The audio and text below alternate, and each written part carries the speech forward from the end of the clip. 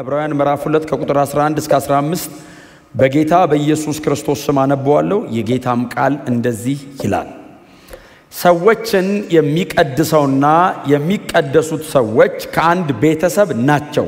ስለዚህ ኢየሱስ ወንድሞች ብሎ ሊጠራቸው አያፍርም። እስቲ አሜን በሉ።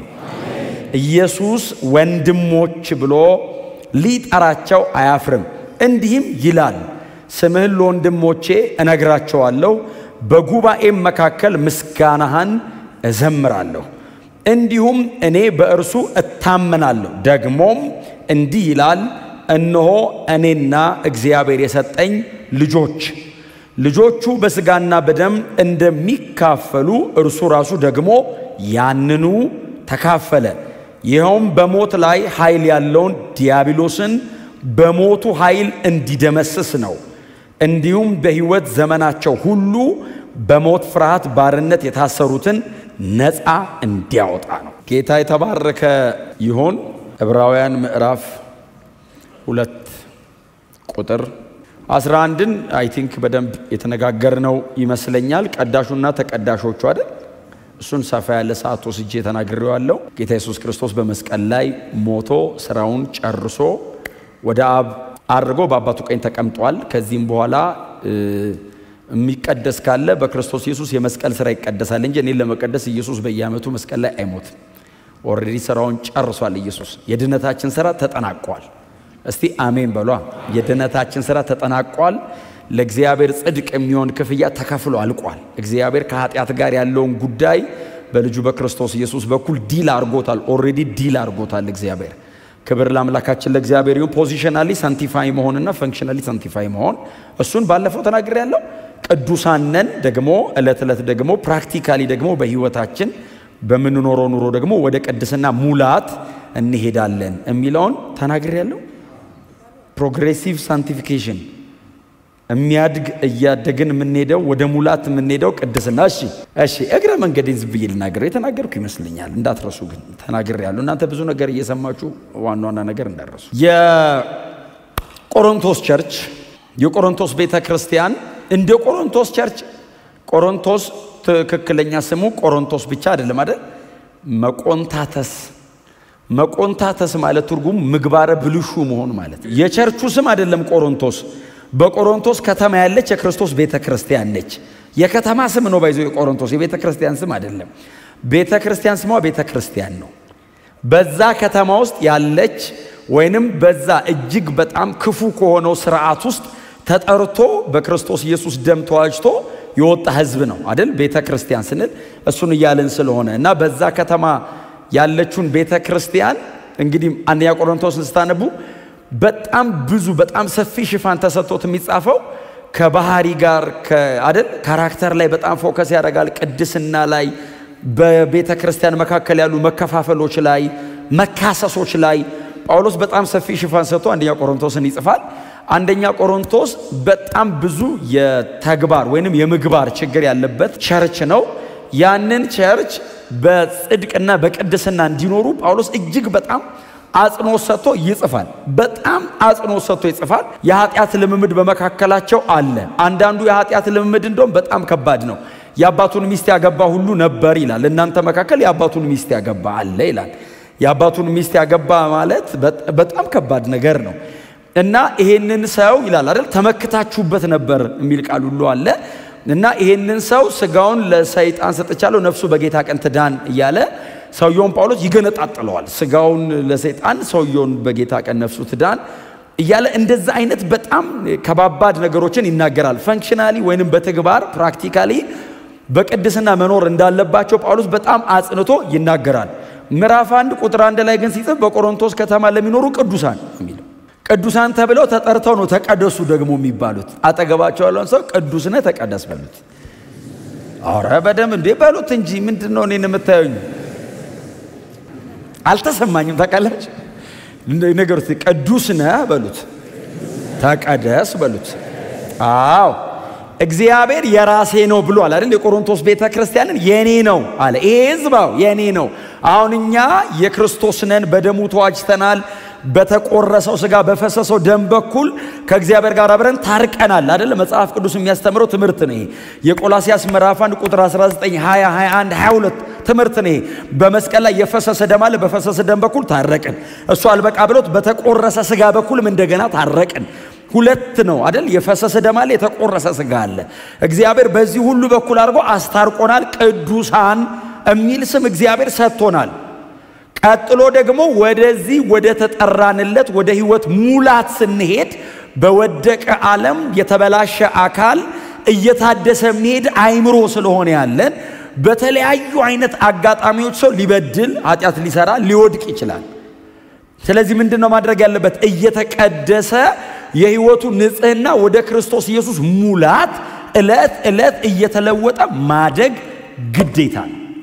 ተናግሬያለሁ፣ አስታወስኩ። ልጅ ሲወለድ አልተናገርኩም? እኛ ቤት ልጅ ሲወለድ አባቱን ይመስላል፣ እናቱን ይመስላል፣ አጎቱን ይመስላል፣ አክስቱን ይመስላል አላልኩም? በቃ ስለዚህ እያደገ ሲመጣ መልኩ እየለየ ይመጣል። ኢትስ ኤ ፕሮሰስ። በአንድ አዳር ቅዱስ ተሆኖ ላይታደር ይችላል። ኢትስ ኤ ፕሮሰስ ግን ይመጣል። ኖሮ ሰው መልኩ ካልመጣ ቼክ ማድረግ ያለበት የካራክተር ሞዲፊኬሽኑን ሳይሆን አወላለዱን ነው ብያቸዋል። ሁሌ ባህሪውን ሳይሆን ቦርናጌን ነው ወይ ነው። እዛ ድረስ ነው መሄድ ያለብን አላልኩም? እንደዚህ አልጠነከርኩባችሁም ግን ብዬ ነበር። ዛሬ ሽልጠንከር። አትደክሙም፣ አትወድቁም፣ ኃጢአት አያገኛችሁም አይደለም እያልኩ ያለሁት። አሁን እንደዛ አይነት ትምህርቶች አሉ። ባይዙ ምንድነው ፖቨርቲ ፍሪ ሲን ፍሪ ምናምን ፍሪ ነው የኛ ዓለም የሚል ትምህርት ያላቸው ሰዎች አሉ። ምንም የኢየሱስ ሕይወት ነው የሚያኖረኝ እኔ እንጂ ደሃና ሀብታም መሆን አይደለም። አፍተሮል ስንት ባለጠጋ አለ ጌታን የማያውቅ፣ ስንት ደግሞ ምንም የሌለው አለ እያመለከ እየዘመረ ለጌታ አድሮ ደግሞ የሚያልፍ። እሱ አይደለም እንትናችን ግን ከኃጢአት የሌለበት እንትን የሌለበት ክልል ነው ክርስትና የሚሉ ትምህርቶች አሉ። በውስጣችን ቦርናጌን ነን። ወደዛ በክርስቶስ ኢየሱስ እግዚአብሔር ወደ ገለጠው ሕይወት ዕለት ዕለት እየተለወጥን እናድጋለን። ለዛ ነው በአእምሮአችሁ መታደስ ተለወጡ እንጂ ይህን ዓለም አትምሰሉ የሚለው። በአእምሮአችሁ መታደስ ተለወጡ። ይህንን ዓለም አለመምሰል ማለት በአእምሮ መታደስ መለወጥ ማለት ነው። መለወጥ ነው። ስለዚህ ክርስቶስን እየመሰልኩ ሲሄድ ይህንን ዓለም እያልመሰልኩ ነው ማለት ነው። ኢየሱስንም ዓለምንም መምሰል ስለማይቻል ወደ ክርስቶስ ስትመጡ ሌላኛውን ነገር እየተዋችሁት ነው የምትመጡት። አንዱን ስትመስሉ ሌላውን አትመስሉም። ይሄ ናቹራል ነው፣ ስፒሪቹዋል ብቻ አይደለም፣ ናቹራል። ቀዳሻችን ፍጹም ነው፣ ኃጢአት አልባ ነው፣ ስህተት አልባ ነው። አባ ኖረበትን ያክላል የሱ በምድር የኖረበት ቅድስና። የተጠራን ወዴት ነው? ወደ ክርስቶስ ኢየሱስ ነው። ወደዛ ፍጽምና ነው እግዚአብሔር የጠራን።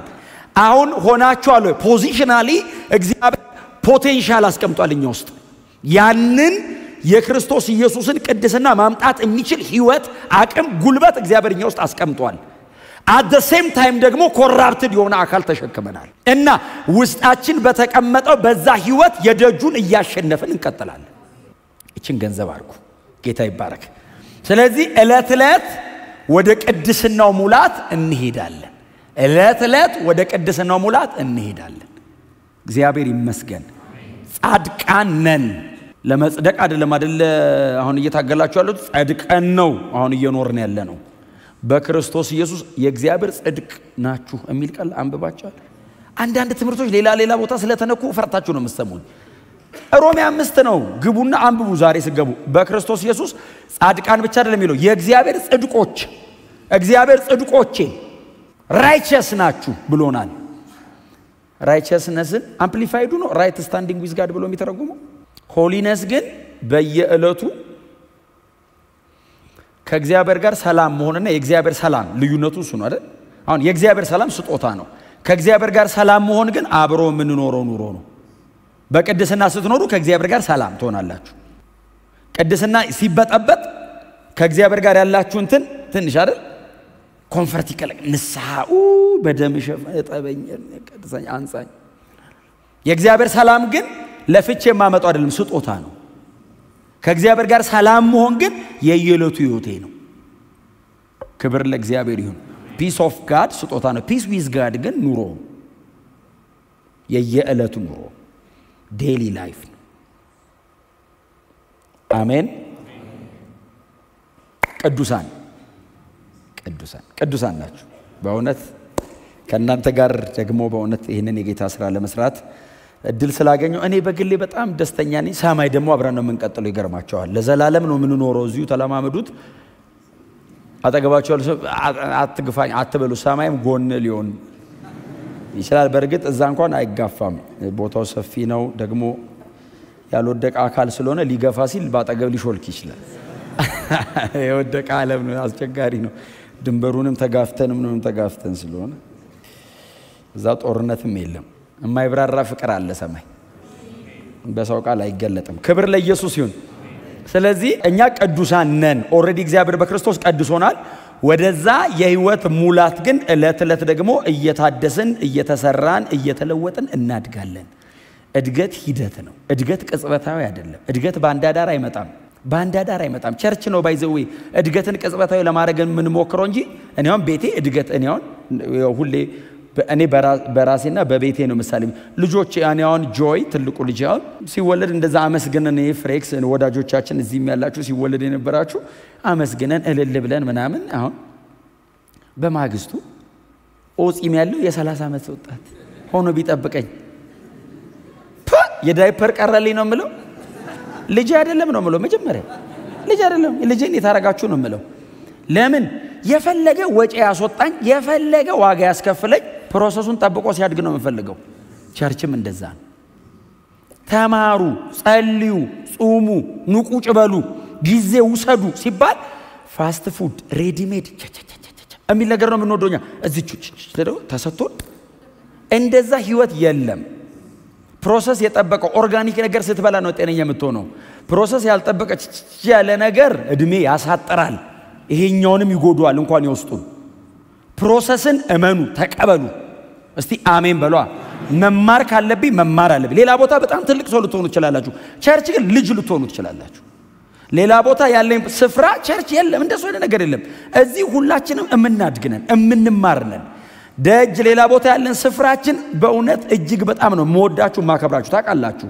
እንደምወዳችሁም እንደማከብራችሁ ግን ሌላ ቦታ ያለን ቦታ ስፍራ ሌላ ቦታ እዚህስ ቁጭ ብለን በእግዚአብሔር እግር ስር ቁጭ ብለን በቅዱስ ቃሉ ፊት ተሰብስበን እንደ ልጅ የቃሉን ወተት እየጠጣን እናድጋለን በጣም እድሜ ባለጠጋ ትልቅ ሰው ቢኖር በእግዚአብሔር ፊት ልጅ ነው በዘላለም አምላክ ፊት 80 ዓመት ምንድነው ክብር ለእግዚአብሔር ይሁን ስለዚህ እንማር እንጸልይ ጊዜው ሰዱ ከጌታ ጋር እናድጋለን እንለወጣለን ሆሊነሱም በዛ ውስጥ ነው ከእግዚአብሔር ቃል ጋር በጣም ጊዜ ስትወስዱ ጸሎት ላይ መንፈሳዊነታችሁ ከጌታ ጋር ያላችሁ ኢንቲሜሲ በጣም ክሎዝ ከሆነ ምንም ጥርጥር የለውም እምትሉበት ነው የምትመስሉት ከጌታ ጋር የሚውል ሰው ዓለማዊ ሊመስል አይችልም ከጌታ ጋር የሚውል ሰው ጌታ ነው የሚመስለው የጊዜ ጉዳይ ነው ኢየሱስ ነው ገባ ኢሚቴት የሚያደርገው እና ወሬው የኢየሱስ አይነት ነው ሐዋርያት እንደሱ አይደል ይሁን ተዛይላችሁ የሐዋርያ ሥራ ምዕራፍ 4 ላይ እንዴ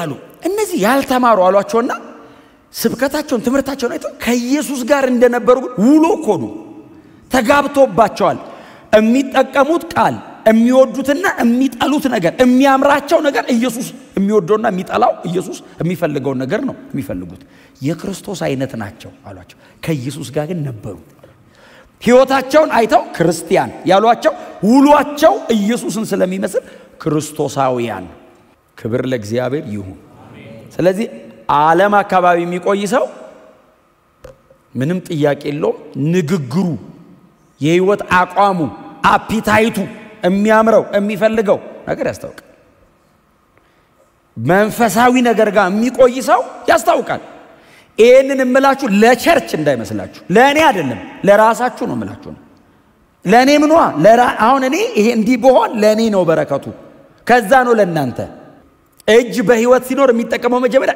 ራሱ ነው ከዛ ቀጥሎ ነው አካል የሚጠቀመው እንደዚህ አይነት የህይወት አቋም ውስጥ መኖር የሚጠቅመው መጀመሪያ ለሚኖረው ሰው ይሄ ቀጥሎ ለአካል ነው ስኖር ነው አካል መጥቀም የምችለው እውነቴን ነው የምነግራችሁ don't deceive yourself አትሸንግሉ ራሳችሁ አትሸውዱ መንፈሳዊ ዓለም ቀጥ ያለ ነው ያስታውቃል ብዙ እጥፍ የለው it's a principle እዚህ ላይ ተቀምጧል በዚህ መሰረት ከሄድኩኝ ምንም ትንቢት ያስፈልገው የሚሳካልሃል የሚል መልእክት አያስፈልግም ይሳካልሃል ምንም ይሳካልሃል መስመር ከጌታ ጋር ያላችሁን ዲሲፕሊናችሁን አስተካክሉ እንደ እግዚአብሔር ቃል እውነቴን ነው የምላችሁ ከጥቂት ዓመት በኋላ ድሮ አብሯችሁ የነበረ ሰው አጠገባችሁ ሲመጣ በቋንቋ መግባባት አትችሉም አድጋችሁ ተለውጣችሁ ፍሬያችሁን መሰብሰብ ይጀምራል ስለዚህ አሁን ሆሊነስ ሲነሳ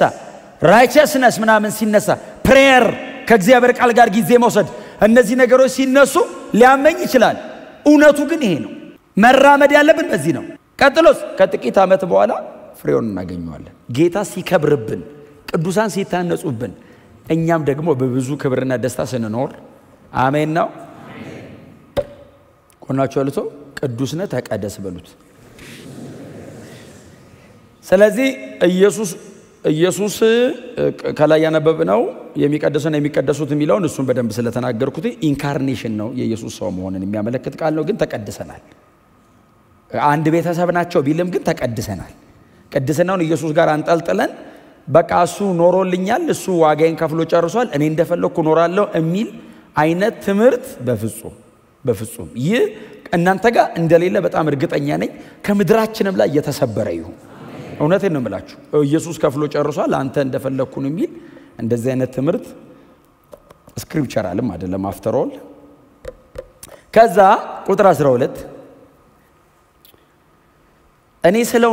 እኔ ስለው የሚሰማኝ ይሰማችኋል አላቅም ወንድሞች ብሎ ሊጠራቸው አላፈረም የሚለውን ስለው ይነዝረኛል እኔ ታውቃላችሁ የሆነ የሚሰማኝ ነገር አለ ኢየሱስ ወንድሜ ሲለኝ አሁን ኢየሱስ እኮ እንደ አንድ ደና ሰው ራሱ ወንድሜ ካለ እከሌ ብራዘር ሲለ መንገድ ላይ ተጥሎ ምንም ሰው የሌለው ዘመድ የሌለው የሚበላው የሚጠጣው የሌለውን ሰው በጣም ዝንጥ ያለ በጣም ትልቅ ቦታ ላይ ነው ትልቅ ባለስልጣን መጥቶ ወንድሜ ብሎ ቢጨብጠው ምንም አያርግለት ባይዘው ወንድሜ ቢለው እያለቀሰ ሊያድር ይችላል ወንድሜ አለኝ እኮ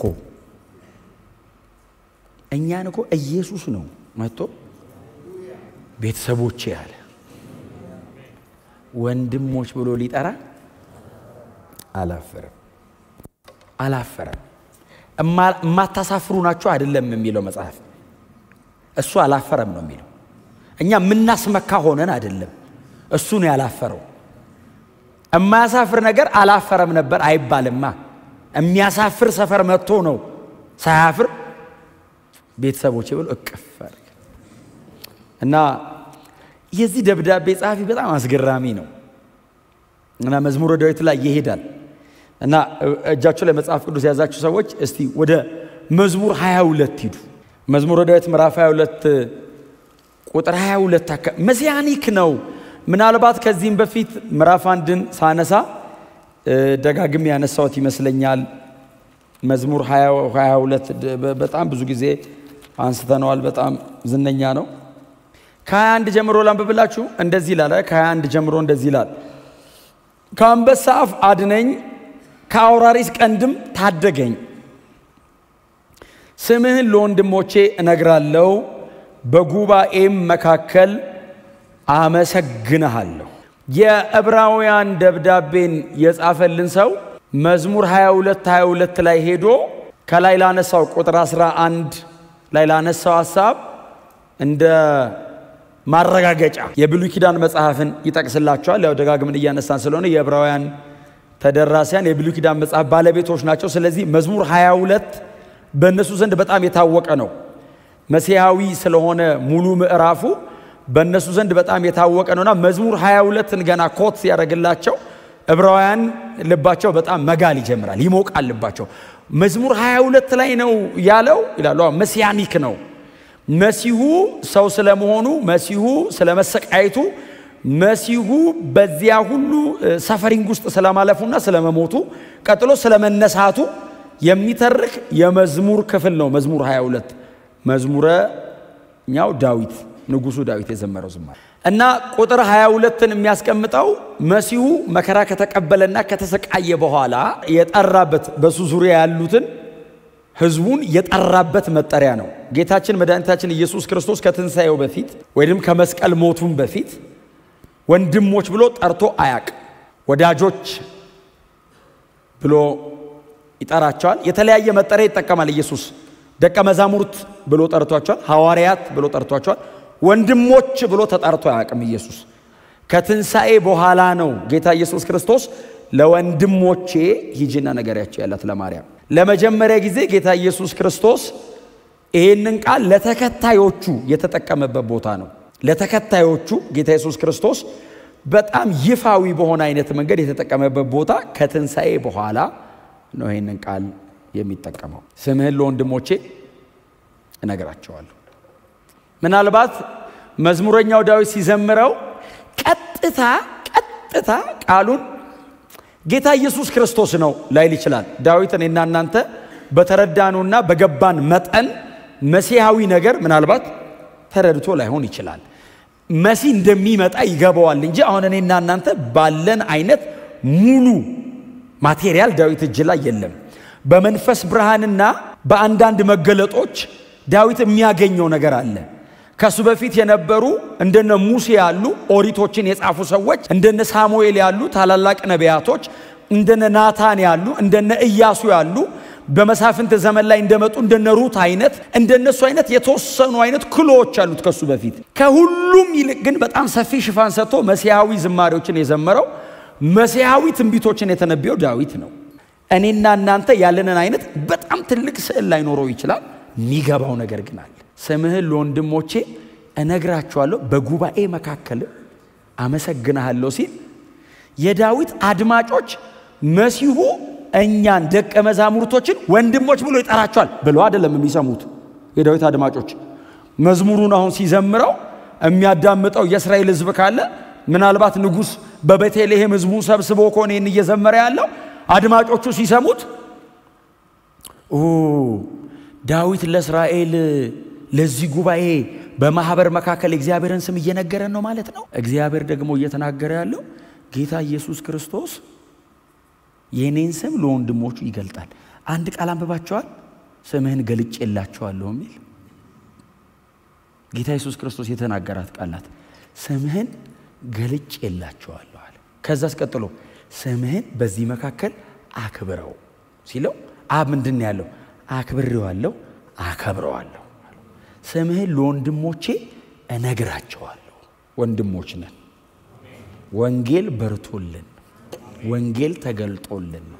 ጌታ ኢየሱስ ክርስቶስ ገልጦልን ነው። ዮሐንስ ወንጌል ምዕራፍ 5ን እናንተ በኋላ ቤት ሲገቡ ቁጭ ብላችሁ ምዕራፍ 5ና ምዕራፍ 6ን የምታስታውሱ ከሆነ አባት ሊገልጥለት ካልወደደ በቀር ልጅን የሚያውቅ የለም፣ ልጅም ካልገለጠለት በቀር አብን ወይንም አባትን ሊያውቅ የሚችል የለም። የአብን ስም ገልጦ የነገረን ወንድሞች ብሎ ጌታ ኢየሱስ ክርስቶስ። ይሄንን መዝሙረኛው ዳዊት ጌታ ኢየሱስ ክርስቶስ ከመምጣቱ ከሺህ ዓመት በፊት ቀድሞ ዘምሮታል። እና መዝሙር 22 ላይ ንጉስ ዳዊት ሲዘምረው በእስራኤል ጉባኤ መካከል ሲዘምረው እሱ የገባው ነገር ይኖራል። እሱ አንደርስታንድ ያደረገበት መጠን አለ። እግዚአብሔር ከዳዊት መረዳት አልፎ መሲሁ ዛሬ ኢትዮጵያውያንን ሰብስቦ በዓለም ላይ ያሉ ማንም ሊጠራቸው ማይችል አሕዛቦችን ሰብስቦ ወንድሞች ብሎ ይጠራቸዋል የሚል ሙሉ ስዕል ዳዊት ባይኖረውም እግዚአብሔር ከዳዊት መረዳት አልፎ ይሄንን ዝማሬ ዕብራውያን ላይ ያስገባው። ይቀጥላል። ቁጥር 13 በጣም ይገርመኛል። ቁጥር 13 ላይ ምንድነው የሚለው? እኔ በእርሱ እታመናለሁ ደግሞም እንዲህ ይላል ብሎ ምንድነው የሚለው? እነሆ እኔና እግዚአብሔር የሰጠኝ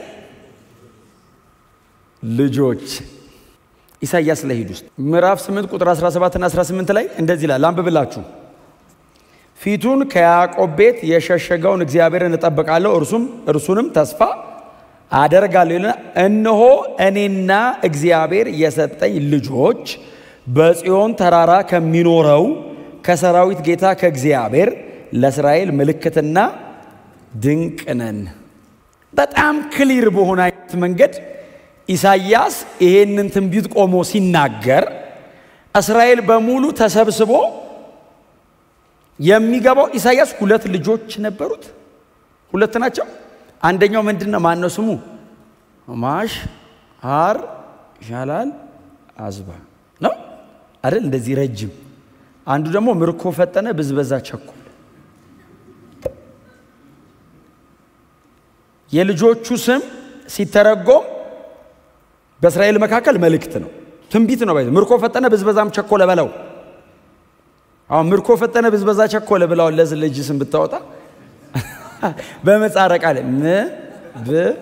ቸ ምናምን ረጅም ነው እግዚአብሔር ግን መልእክት ነው እና ኢሳይያስ ምን እኔና እግዚአብሔር የሰጠኝ ልጆቼ በጽዮን ተራራ ከሚኖር ከእግዚአብሔር ዘንድ በእስራኤል መካከል ምልክቶችና ድንቆች ነን ይላል ኢሳይያስም እንግዲህ በጣም ብዙ ጊዜ ደጋግመን እናነሳዋለን የብሉይ ኪዳን ወንጌላዊ ነው ኢሳይያስም በቀደመው ኪዳን ላይ ያለ 66 ምዕራፍ ሙሉ መሲያኒክ ትንቢት የተናገረ ሰው ነው እጅግ በጣም አስገራሚ ነው ምዕራፍ 8ን ስላነበብኩት ነው እንጂ ምዕራፍ 7 ወደ ኋላ መለስ ብላችሁ ብትሄዱ ምዕራፍ 7 ቁጥር 9 ምናን አካባቢ ብታነቡት ድንግል ትጸንሳለች ወንድ ልጅም ትወልዳለች ስሙንም አማኑኤል ይሉታል ምናምን ይያለ የሚናገረው ምዕራፍ 7 ምዕራፍ 8 ምዕራፍ 9 ውስጥ ሙሉ በሙሉ ግልጽ በሆነ አይነት መንገድ ኢሳይያስ ትንቢት ይናገራል መሲያኒክ ነው የዕብራውያን ጸሐፊ ኢሳይያስ 8:18 የሚናገረው ስለኛ ነው ብሎ አመጣው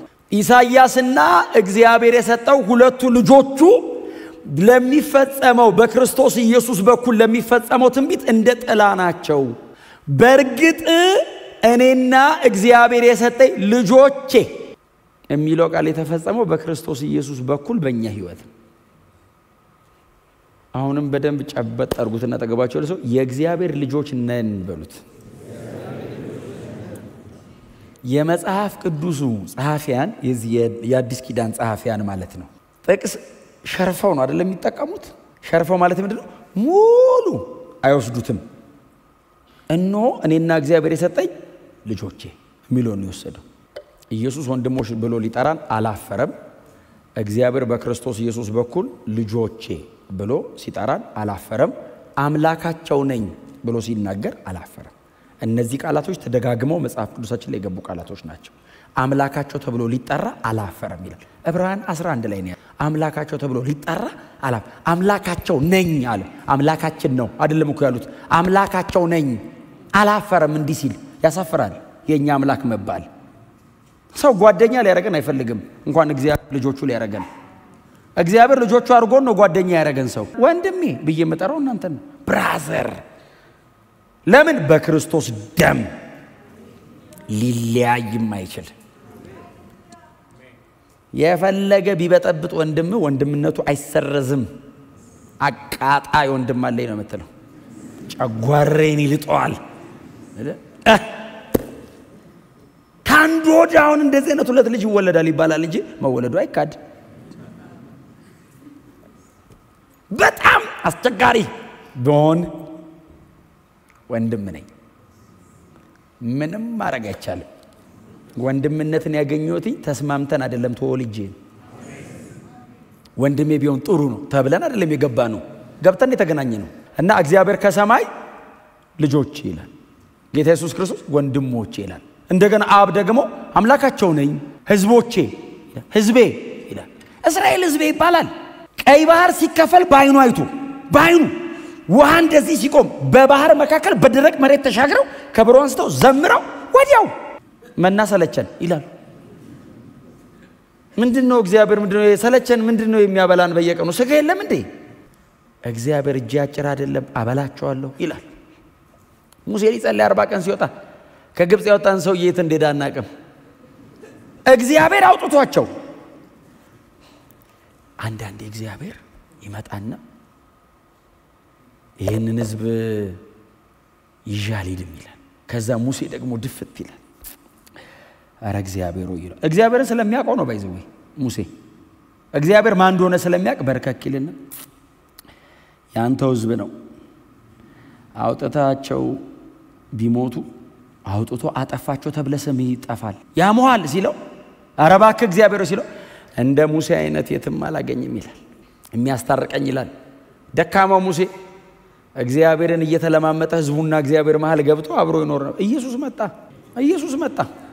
ኢየሱስ መጣ አብ የሚያርፍበትን ትውልድ አመጣለት አሁን እግዚአብሔር ወይኔ እያለ አይኖርም በክርስቶስ ደም በኩል ቅድስናውን የሚመጥን ሕዝብ ኢየሱስ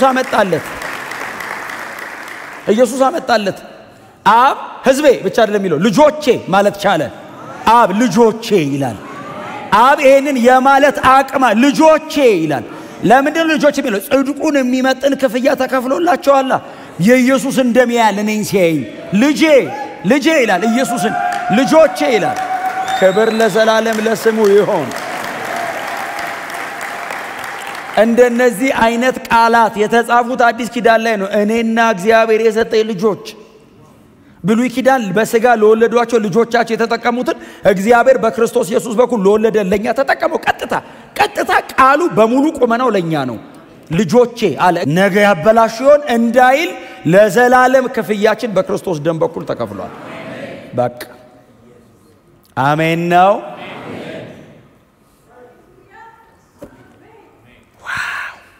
እና የጌታ ኢየሱስ ክርስቶስ የመስቀል ሥራ ነው ይሄን ሁሉ ነገር የሰራው። በዚህ ኢየሱስ መስቀል ላይ መሞቱ ነው ይሄን ሁሉ የሰራው። የክርስቶስ ኢየሱስ ሰው መሆን የሰራው ይሄንን ነው። ቤተሰብ አረገን። እግዚአብሔር ልጆች ያለ ኢየሱስ ወንድሞች ያለ የክርስቶስ የመስቀል ሥራ ነው ይሄንን የሰራው። ኢየሱስ መስቀል ላይ ሞቶ በደሙ ከከፈለ በኋላ ነው ወንድሞች ያለው ብራዘርስ አለ። ከዛ በፊትስ እኔ መምህርና ጌታ ነኝ ነው የሚለ፣ አንተስ ባሪያ ነህ ነው የሚለ። መስቀል ላይ ከሞተ በኋላ ደም ከከፈለ በኋላ ወንድሞቼ አለ። ይሄን ብቻ አይደለም የሰራው። የሚቀጥሉት ቁጥሮች ላይ ደግሞ መንፈሳዊ ዓለም ላይ ካሉ ኃይላት ጋር ከሞት ጋርና ከአጋንንቶች ጋር መስቀል ላይ ፍጹም ሰው ሆኖ በመሞቱ የሰራው ሥራ ደግሞ ተጽፏል። እኔን ቤተሰብና ልጅ አድርጎኝ ሌላው መንፈሳዊ ዓለም አልተውም። ያንንም ሰርቶ ጨርሶታል። ምክንያቱም እኔ የእግዚአብሔር ልጅ ተብዬ ጌታ ኢየሱስ ክርስቶስ ወንድሞች ብሎ ጠርቶን የምንኖረው መሬት ላይ ነው። መንፈሳዊ አካላት ጋርም ዲል አድርጎ መጨረስ አለበት ይሄን ጉዳይ። ስለዚህ የነሱን ማዕረግ ቆርጦ የሞትን ኃይል የሰበረበት መንገድ አለ። ቀጥሎ እኔን ወንድሜ ብሎ አብ ልጆቼ ብሎ መሬት ላይ ነው ያለው። ሰይጣን ያለበት ዓለም ላይ ነው ያሉት። ስለዚህ ያንን ማዕረጉን ቆርጦ ኔክድ ማድረግ አለበት። ሞትን ሰብሮ ኃይል ማሳጣት አለበት። ከዛ በኋላ ነው የእግዚአብሔር ልጆች ነን ብለን ረግጠን ምን ነው። አሜን ነው። እኔን ስፍራዬን ቀይሮ ሰይጣንን አልተውም። ሰይጣንንም ቦታ ሲያዘው ቦታ አሲዞን ነው ሄደው። ባይዘው ጌታ ተመልሶ እስኪመጣ አንጠብቅም ለመግዛት። ኦሬዲ እኛ ተሹመናል ልጆች የሚል የሚገርማችሁ የሚጠቀመው ወንድሞች ብሎ የሚጠቀም አዴልፎስ የሚል ግሪክ ቃል ጻፍ ውስጥ ግሪክ አዴልፎስ የሚለው የግሪክ ቃል ብራዘር ማለት አይደለም ትርጉሙ። ማንም መጥቶ ወንድሜ የሚል አይነት አይደለም። ምናልባት በፊት እዛችኛው ቸርች ያለን ሳስተምር መንፈሳዊ ጌታ አስተምራለሁ። ወንድሞች ሆይ በጌታና በኃይሉ ችሎት የበረታችሁ ነው ብዬ ገና መጀመሪያ ቀን ወንድሞች የሚለውን ቃል ተናገረ። አዴልፎስ የሚለው ቃል የሚያመለክተው አንደኛ ከክርስቶስ ኢየሱስ የመስቀል ሞትና ከትንሳኤው በኋላ የመጣ ነው። ስለዚህ መሲሁ ድል ካደረገ በኋላ መሲሁ ካሸነፈ በኋላ የተጣራበት መጠሪያው። ሁለተኛው ጦር ሜዳ ሄዶ አሸንፎ ለመጣ ወታደር የሚሰጥ ሹመት ነው። ይሄንን መጠሪያ እንደ ሹመት አድርጎ መጀመሪያ የተጠቀመው ታላቁ እስክንድር ይባላል። አሌክሳንደር ዘ ግሬት የሚሉት የግሪክ ንጉስ ነበር። በጣም ዋሪየር ነው። ጦር ሜዳ ይልካቸውና ይዋጋሉ። በጣም እሱ ይታወቃል በጦርነት በአጭር ጊዜ ብዙ ግዛቶች የያዘ ነው በልጅነቱና ድል አድርጎ ሲመጣ ጦሩን የመራው የትኛው ነው ሲል እሱ ነው ሲባል ይጠራውና ብራዘር ይለው ጀነራል አሸንፎ ለመጣ ሰው የሚሰጥ ሹመት። ጌታ ኢየሱስ ክርስቶስ በባዶ ሜዳ ነው የጠራን ምንም ሳንዋጋ። ብራዘርስ የመስቀል ሞቱ ተቆጥሮልህ ማለት ነው። የክርስቶስ ኢየሱስ ድል ተቆጥሮልኝ ነው የጀመርኩት። ስለዚህ የክርስቶስ ኢየሱስ የመስቀል ሥራ ተቆጥሮ ከትንሳኤው በኋላ ወንድሞች አለ። የኢየሱስ ድል የጋራ ሆኖ ማለት ነው። ብዙ ጊዜ የምጠቀመው ቃል አለ። ማቴዎስ ወንጌል ምዕራፍ 28 ከቁጥር 18 እስከ ብዙ ጊዜ ተጠቀመዋለሁ ይሄን ቃል ለወንጌል ስርጭት ብዙ ጊዜ የምንጠቀመው ቃል ትክክለኛ ቃል ነው ወደ ዓለም ሁሉ ሂዱ ያለበት ቦታ ማለት ነው የምታስተውሱ ከሆነ ሲጀምረው ጌታ ኢየሱስ ስልጣን ሁሉ የሚል ቃል አይደል የሚለው ስልጣን ሁሉ በሰማይና በምድር ተሰጠኝ የሚጠቀመው ቃል ኤግዞጂያ ማለት ስልጣን ማለት ብቻ ሳይሆን ዴሊጌትድ ኦቶሪቲ ነው የኔ ብቻ አይደለም ያለው በህጋዊ ውክልና የናንተ ምን ዋላቸው የቅፍርናውም አሳጠማጅ አቆሞ የመጨረሻው ስልጣን የኔና ያንተ ነው አለው በዚህ ስልጣን ወደ ዓለም ሁሉ ሂዱ እዚህ ምድር ላይ ስትኖሩ በዚህ ስልጣን ሂዱ እስቲ አሜን በሉ የመጨረሻው ስልጣን የኢየሱስ ነው ወሰድኩ አይደለም ያለው ተሰጠኝ ነው ያለው ተሰጠኝ ማለት አብ ፈቅዶ ሰጠው አብ ነው የሰጠው ኢየሱስ ተቀበለ የመጨረሻው በዛው መሬት ላይ ብቻ እንዳይመስላችሁ በሰማይ ማለት ስካይ አይደለም ሄቨንስ ነው ሰማያት ስለ ሰማይ ምን ታውቃለህ ብትሉኝ እኔ ትንሽ ነገር ነው ማቀው እግዚአብሔር እንዳላቃለው መላእክት እንዳሉ አቃለው ከዛ ውጪ አላቀም ታውቁ ይሆናል እናንተ አላቀ ምክንያቱም ሄጄ መጣው የሚል ሰው ስለበዛ መረጃ በዝቷል እኔ ግን መጽሐፍ ቅዱስ የሚለው ብቻ ነው ማወቅ የምፈልገው ማቃውም ሰይድም አይ ቲንክ ማገኘው እግዚአብሔር ነው ሰማይ ግን እማናቃቸው ብዙ ግዙፍ ፍጡራን አሉ ሰማይ በእግዚአብሔር መንግስትም በወደቀው ዓለምም እኛ እማናቃቸው እንድናቃቸው የማይፈልግ ማለት በጣም ልዩ ፍጥረት ብሎ ጳውሎስ ይጠራው በጣም ግዙፋን ፍጡራን አሉ እግዚአብሔር ያጎናጸፋቸው ያቀዳጃቸው በቅዱሱ ዓለም ላይ መንፈሳዊ ሃይራርኪውን ጠብቀው በተዋረድ የሚኖሩ ማለት ነው ጌታ ኢየሱስ ክርስቶስ የመጨረሻው ስልጣን ሲል እነሱም ላይ ነው በምድር ያለ የትኛውም ስልጣን ተጠሪነቱ ለኢየሱስ ነው በሰማይ በምድርም ምድር ላይ የመጨረሻ ባለ ስልጣን ሰይጣን ነው ጌታ ኢየሱስ በሰማይና በምድር ሲል አጋንንት የሚወጣው በኢየሱስ ስም ነው ባለ ስልጣን አጋንንት ያወጣም የአገር መሪ አጋንንት ያወጣም ትልቅ ባለ ስልጣን መንፈስ ካለበት በስም የማያውቀው ቸርች ውስጥ ያለ አንድ ደቀ መዝሙር ነው የሚያወጣለት የመጨረሻው ስልጣን የኢየሱስ ነው በህጋዊ ውክልና የቤተ ክርስቲያን ነው እስቲ አሜን በሉ በእውነት ነው የምላችሁ እንደማታውቁ አላቅም እንደምታውቁ ነው የማውቀው እኔ ለማስታወስ ግን አጠገባቸው ሰው የመጨረሻው ስልጣን ያንተም ነው በሉት የመጨረሻው ስልጣን ያንተ ነው በሉት ኦቶራይዝድ ባለስልጣን ያደረገን እኮ አለ እኔ እስከ ዓለም ፍጻሜ በዚህ ሁሉ ስልጣን አጋንንት እያወጣችሁ ኑሩ ብቻ አይደለም ያለን በቃ ዝም ብላችሁ ያስወጣችሁ ሂዱ አይደለም ያለው እኔ አብሬያችሁ ነኝ ያለው በኢየሱስ ክርስቶስ ስም ስትል ስሙ ብቻውን እኮ ኃይል አለው ኢየሱስ ደግሞ ስሙን ሲጠራ አጠገብን ያለው አቤት ይላል ውጣ ስትለው ሰይጣኑን ጌታ ኢየሱስ ቆሞ ያየዋል ውጣ ነው ያለ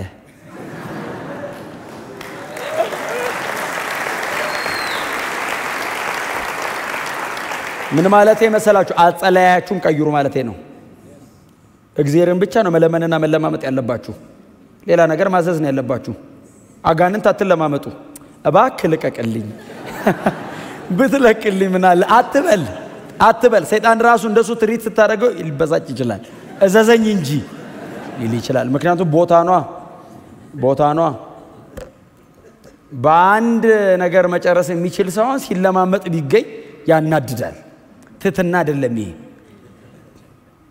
ሰምታችሁኛል ትትና አይደለም እባክህ ልቀቅ ወንድምህን እንደሱ በለው ብራዘር በጌታ የሆነ ወንድም አጠገብ ከቆመ እባክህ ዞር በለው እሱ ነው ተነቀል ብትለው ስለማይነቀል በጌታ የሆነ ወንድም አይነቀልም ምንም ልታረግ ስለማትችል እባክህ የማይመለስ ጸሎት ለምን መንገዴን ያረዝምብኛል ባርከ ከፍ አድርገው መንገዴን እንዲለቅ ከፍ ሲል እኔ በሰላም እስቲ አሜን በሏ ምርቅ ነው ማለት ያለባችሁ በጌታ ካልሆነ ችግር የለውም በጌታ ካልሆነ ገና ስትመጣ ይለቃል ቦታ በጌታ ከሆነ ግን እኔ ሶምሶን መሳፍንትን ሳነብ ነው የገባኝ መሳፍንት ድብና አድርገው ወንድሞቹ አሰሩት ሶምሶንን ሲያስሩት እንደዚህ አለ እናንተ ምንም አታርጉኝ አላቸው ወሰዱና ፍልስጤሞች መሃል ጣሉኝ አላቸው ቁጭ አለ ዝም ብለ ቁጭ አልኩ እንዲህ አስረውት ወንድሞቹ ለመፍታት ነው አይፈታው ወንድሞች ናቸው ምንም ማድረግ እንደሚችሉ ያውቃል ወሰዱና እዛ ሲል ፍልስጤማውያን መሃል ሲጥሉት ይላል እኮ የተልባ እግር እሳት ላይ እንደሚያርፍ በጣጥሶት ቆመ ይላል። አኖይንቲንጉ እዚህ በመመረቅ ነው የሚሰራው። እዛ በቃ ታውቀዋለህ፣ ገና ስትገባበት ራሱ ታውቀዋለህ። ያለ ባህሪ ያረጋሃል፣ ግን ጥልጥል ነገር ነው የምታረጋው ራሱ ስትገባ። ጌታ ይባረክ። እና ስልጣናችሁን ተጠቀሙ ማለት ነው። ስልጣናችሁን ተጠቀሙ። አለማወቅ እንዳልተቀበልክ ሊያረግህ ይችላል። ማወቅ ጥቅሙ ምንድነው? ነገር ያቀላል። ስታቅ ባለስልጣን እንደሆንክ ስታቅ አትላፋው፣ ዞር በል። እስቲ አሜን በሉ። ኢየሱስ መስቀል ላይ ሞቶ የሰጠን ስልጣን አትደብቅ፣ አትሸሽገው። ወንጌል በስልጣን ስበኩ። ስትጸልዩ በስልጣን ጸልዩ። እውነቴን ነው የምነግራችሁ። በእግዚአብሔር ፊት ነው በትህትና ተዋርደን ዝቅ ብለን የምንለምነው። እግዚአብሔር ግን እንዳዝ በሰጠኝ ስልጣን መንፈሳዊ ዓለም ላይ መስራት ያለባትን ነገር ቤተክርስቲያን መስራት አለባት። ክብር ለኢየሱስ ይሁን። ግን ያው የጻድቅ ሰው ጸሎት ነው አይደል በሰራው እጅግ ኃይል የሚያደርገው። የጻድቅ የሚል ከፊት አለው። በእንደሱ አይነት የህይወት አቋም እያዘዛችሁ ኑሩ።